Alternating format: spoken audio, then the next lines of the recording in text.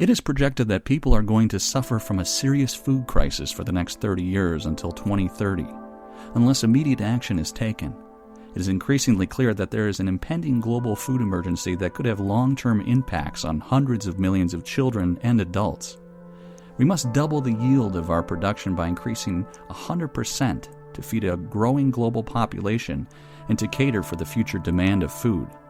This is an urgent matter, and it is quite frightening. About 50 million people risk falling into extreme poverty this year. People should elevate food production now. Scientists have predicted an increase in food production of 30% to 50% for developing countries in the next 3 years. There will be an increase of the cost of the production.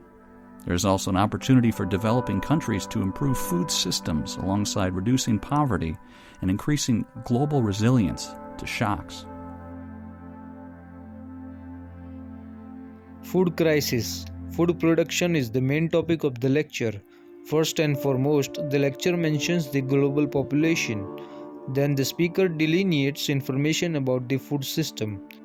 Moreover, he also provides a brief overview of risks, services, and production followed by developing countries. Furthermore, he gives information regarding people. In conclusion, this lecture is very informative and interesting for me.